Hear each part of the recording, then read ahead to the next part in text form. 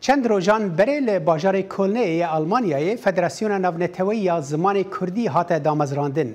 فدراسیون که حکومت حریم کردستان آلیکاری و دیکه لگور و بران ده جنیزیک و لگل حکومت اوروپی کار بکه جبو که بهتر باله بدن سرخستنا زمان کردی ناو ریبازن خوندن لدیاسپورای او ده هر وها جواکن کرد لدروی ولید هان بده که لگل زمان ولات میواندار زمان دایکا خواه بفرمی لدبستانان بخوینن و او دسپیکج و خوندن و آماده کرنا ماموستین زمان کردی دسپی بکن. جبو بهتر زانیاری دوی درباره ده نها سروک فدراسیون ناونتوی زمان کردی رزدار خلیل شریف به ریا سکایپ جه هولیرا حریم کردستان بمرایه. دم باش ماموسته خلیل بجی کرنا زمان کردی ده سیستم پرورده ولاتین اوروپی ده ارکه که پر زحمته و گلک چافکانی و امکان جرا دوین. به دامزراندنا فدراسیون که وها هون باور دکن هون کاربن چه بدسخن؟ دست خوش کاک صالح سپاس بو تلویزیون و بو بینر و بیسر و لتواوی دنیاه. البته سرتا بدوی آماجا بنابین رزدار کاکشفا بارزانی سرپرشتکار گشتی روندی کردستانی و لجیر چترا لبن چترا کنفدراسیون روند کردستانی اف فدراسیون هات دامزراندن. فدراسیون ناف دولتی زمان کردی کارمه لنل باجرکی آن لولاتکی دایا کارمه بو زمان کردیه لتواوی دنیاه و کارمه نبو تنیه سورانیا یان بیجم پیتی آرامیا نبو پیتی لاتینی و بو شیوزارن کرمانجیا یعنی هر دو شیوزارن امپیک فا محاوله دکین که کارکی بکن بو زمان کردی و بو اوی کو هر زاروککی لهر جهی کی دنیای بید کو پولی خویندن کلاسی خویندن بوان بیتکرن یعنی زاروککی لهر جهی کی دنیای بید دستی وی بگاد بوی که مافی وی هبید زمان خوی دایک بخوینی بو او مبستا لزور جهی دنیای منو که زمان کردی دخوینن زاروکیت می کردی لهر چه کردی هر چار پارچه می کردستان و به هر دو شیوزارن لاتینی و سورانی و بس لحندك جيان زاروك هنا ولي سيدايجي ماموستاجي هنا ولي هلومرجي بوان نينا كا خوندني زمان دست بيبكن ام هاريكار دبين كو لحميجي كي دنياي ام هاريكاري ماموستاو و زاروكين كردي دبين باشه ماموستو بحث آليكاري كي ايون آليكار بن چاو آليكار بن هون بخون ناوندن خوندن جوارا دامزرينين يانجي لقل حكومتين وان ولاتان ونحاول بدن كو او بتشن دبستان يعني بيجن دبستان بلند زانينجهن وان ولاتان كردي بخوينه كاك صالح لا تواوي دنيا دو جور خوندن هنا عندك ولاتان وكي ولاتين اسكندنافي يعني بري چند سالا ما في خوندن زمان دايك كما نتوي دنيا وان كولفر دجين ملتي كرديش وكي هر نتوي كدي لا السويد لا فنلندا لا نرويج لا عندك ولاتين وكي وسا خوندنا زمانی دخوینی هفته دو روز دناف دبستان حکومی دا دبستان فرمی دولتی دا دخوینن و ارکی فرمی دولتا که ماموستای بوان دابین کریا موچه ماموستای وان دادا و هر پانزده خوندکاره هر پانزده شاکرت اندکارن ماموستای بوان بیت دابین کرن لعالی حکومتی وی ولاتی او ام اجبارین بویکو او دبستان کو هنا وکی وسا ام پارێزگاری لوان بکن و هەندێک پێداویستی وان هەیە وەکو منهاج وەکو دابینکردنا هەندێک پێداویستیە خوندن ئەم بۆوان دابین بکەین و هەندێک جێیان دیژە هەنا وەکی وڵاتێن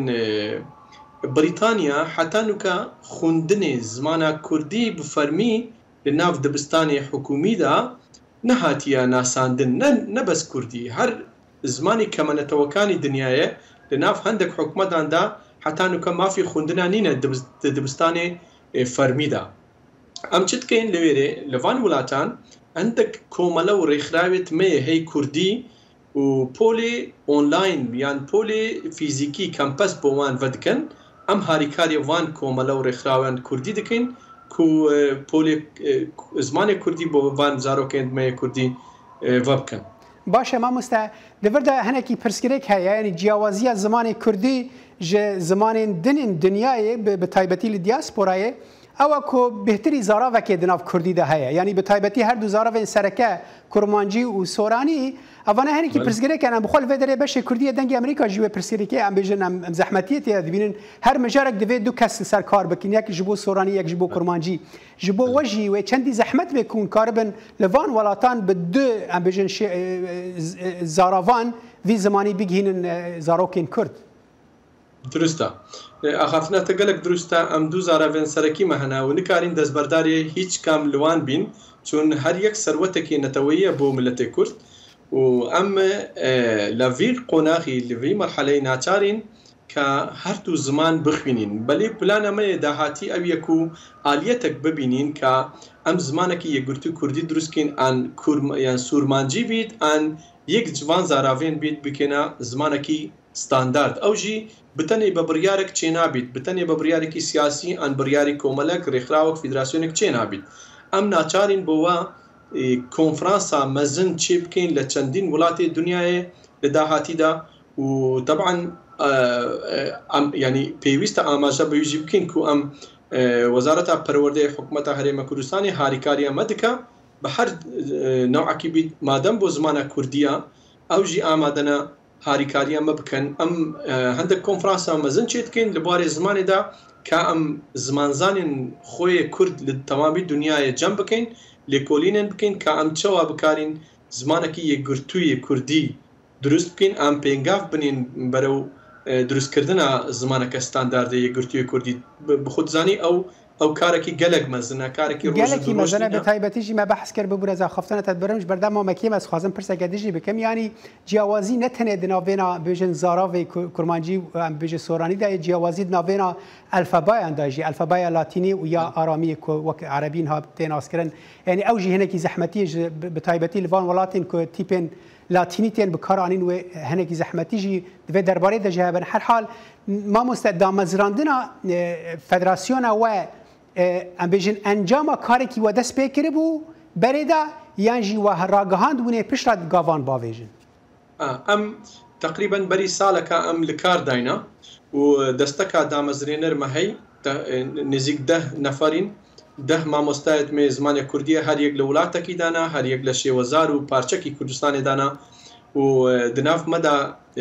کرمانجی سۆرانی هەنا و زازاکی هەنا و ناو مەدا کاکەیی هەنا یعنی زارێ لوری هەنا و ئەوێن مامۆستایەت کو لەگەل مەدانە نوکە هەر یەک لە وڵاتێکی دانا و هەر یەک خەڵکی پارچەکی کوردستانێنە ئەم پێک بە هەموو جەم بووین تقریبا بەری ساڵەکە ئەم دخەبتین بۆ وی ئارمانجی و ئەم لە مەرحەلەیەکی لە قۆناغەیەکی ئەم داتایە خۆکۆ جەم کرد داتایە بەدەست خستن کە لە وڵاتێن دنیاە چەند مامۆستایەتمە کوردی هەنا چەند شاکردێتمە چەند خوندکاری زارۆکێتمە هەنا لە چەند وڵاتی خوێندن نوکە هەیە لە چەند وڵات لازمە خوندن دەست پێ بکەین یعنی داتایەکمە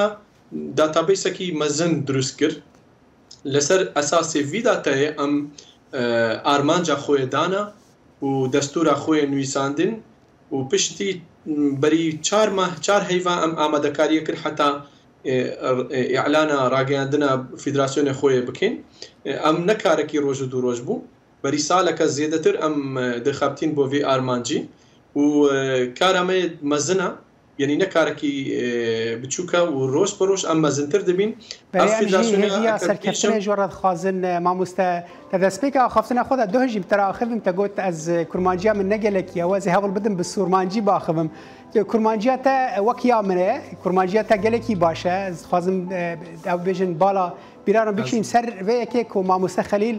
سورانی ئاخێڤە لێ وایە کورمانجی وەک مەداخەvê دەستێ te sax ji xwe divê kesên wiha ji Kurdara lazimiş bû karibin ziman biparêzin û erka we jî gelekî pîrozam we spas dikin bi rastî li van welatên diasporayê li welatên biyanî tenê tu bixwazî milletekî biparêzî zimanê zarokên wan biparêze yanî zarokê wan fêrî zimanê dayîkê bike ew millet li wan welatan tên parastin gelek spas mamoste Xelîl Şerîf serokê Federasyona Navnetewiya Zimanê Kurdî dest xweş spas bo bînerên bîserên we